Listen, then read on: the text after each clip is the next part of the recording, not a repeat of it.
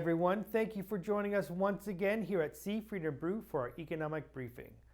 Today, we want to look at the performance of that community bank peer group for the third quarter of 2019. Overall, when we look at the return on average assets, we saw an uptick in that level by 6 basis points compared to the second quarter of 2019.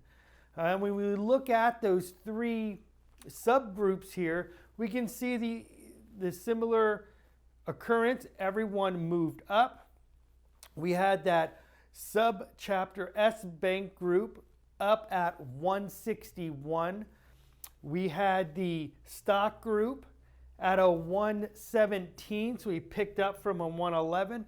And then we had that mutual institution up 4 basis points, up to 66 basis points. So overall, when we look at return on average assets, we saw continual uptick in each of those subgroups. When we look at net interest margin, the biggest portion of ROA, we can see that moved up 2 basis points to 3.84.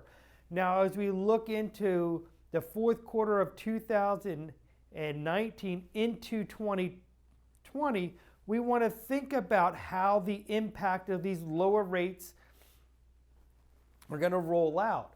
And most likely, we're going to continue to see that roll down in that yield on earning assets as we move into 2020. And we should have some relief on that cost of funds. However, there's going to be that mismatch. We most likely will see a bigger move in the yield on earning assets than we see in the overall cost of funds. And that's going to create some margin compression as we move through 2020. But for right now, we did see the level of earning assets continue to expand from 469 to 473. So we saw that 4 basis point movement up. And then when we look at the cost of funds, we saw that come up 3 basis points on average from that 94 basis points up to 97. So that's the big question, is when we look into the fourth quarter and then into the year of 2020, where do we see those yields going? And unfortunately, I can see them coming down just by the overall levels of loan rates that I see at the ALCO meetings that I attend. And we continue to see a lower level of yields going on compared to what's rolling off currently. With that, we can look at the overall level of that cost of interest-bearing deposits, and that is up to 119. Now, as we recall, last quarter we mentioned that this was going to continue to rise while we saw the market rates, the treasuries move down. And we're getting to the peak here. I think we will start to see this level off and potentially decline in that fourth quarter. So when those numbers come out, we should see this either slightly higher to lower in for that last quarter of 2019. This is where we'll see some benefit moving into 2020 with those lower rates. We should see this come down. The question is, to what extent will we see this overall level of cost of interest-bearing deposits move down, and how fast can we move this down? And I think we're going to need to move this down fairly quickly in order to maintain our overall net interest margins. When we look at the cash type deposits, the total deposit ratio, we saw that kind of level out down here in the second quarter of 2019 at 70.56, and it moved up slightly to 70.9 in the third quarter. But when we compare that to where we were last year at this time at 71.42, that shows that movement out of these non-maturity deposits into CDs or out of the institution.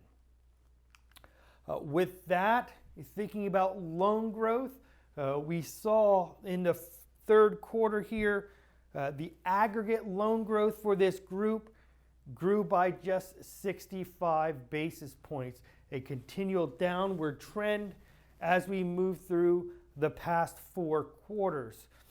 Looking at this and taking into consideration the economics, the GDP, and the different indicators out there, this is a little concerning as we see the overall level of loan growth start to slow.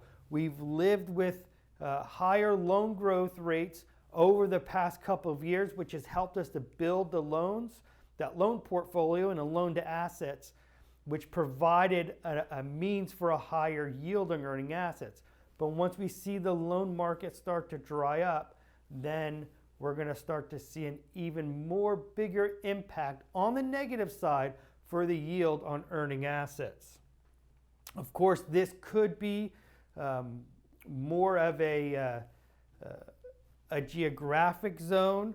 I know that here in the Lehigh Valley, we've had pretty robust loan growth on the commercial side as well as the residential side. But when we look at it on an aggregate across the nation, we see a lower overall level of loan growth.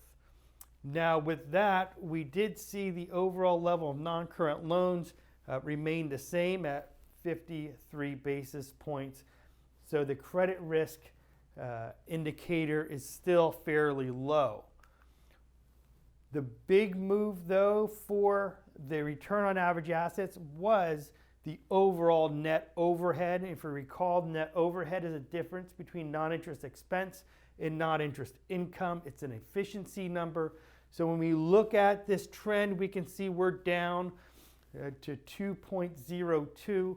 We like to see institutions below 2%, and institutions that can get down to below 175 are considered highly efficient institutions. So we see this downward trend. This is a positive, and this is what helped that increase in the overall return on average assets.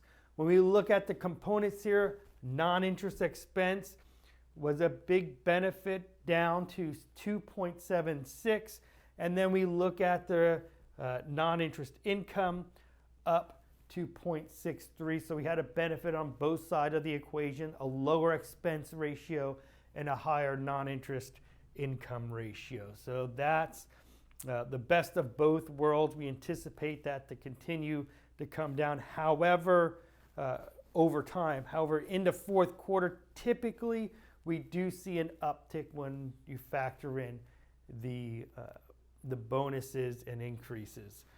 So we should see that number tick back up a little bit to the 280 range. But as far as tax burden, we maintain this around 22% tax rate, which is where we've been throughout most of the year.